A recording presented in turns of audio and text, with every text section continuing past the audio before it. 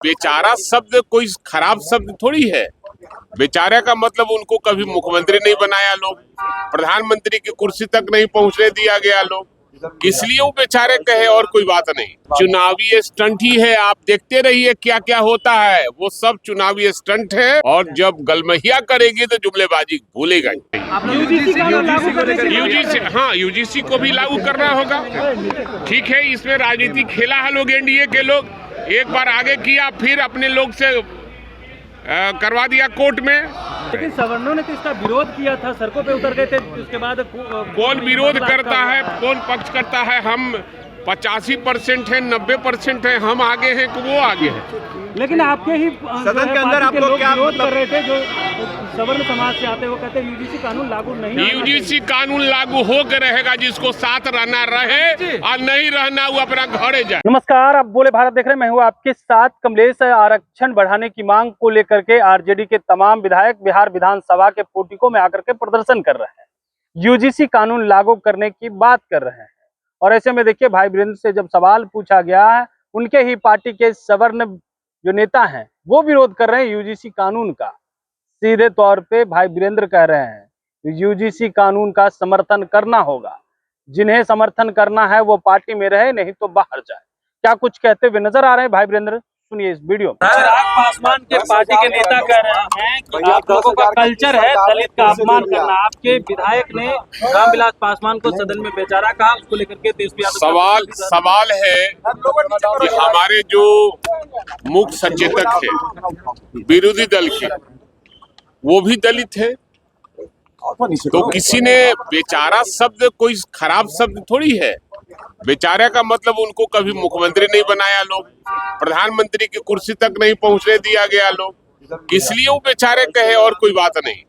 10,000 का अपमान करना आप लोगों का कल्चर। आप लोग कह रहे थे कि ये चुनावी स्टंट है। अब चुनावी स्टंट ही है, आप देखते रहिए क्या क्या होता है, वो सब चुनावी स्टंट है।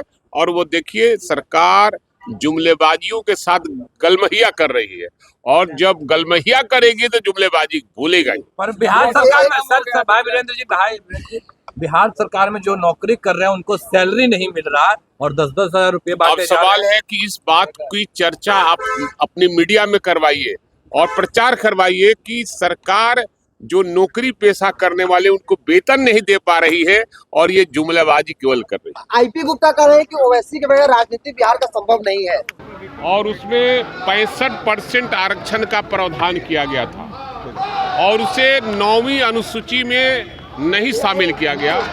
हमारा मांग करना है कि 65 नहीं, 85% आरक्षण सरकार को देना है चाहिए, और केंद्र सरकार को प्रस्ताव भेजना चाहिए। हम सारे विपक्ष, इस सरकार अगर प्रस्ताव देती है तो हम लोग उसकी मदद करेंगे, और ये 85% पिछड़ों दलितों को आरक्षण मिलना चाहिए। यूजीसी को भी लागू करना होगा।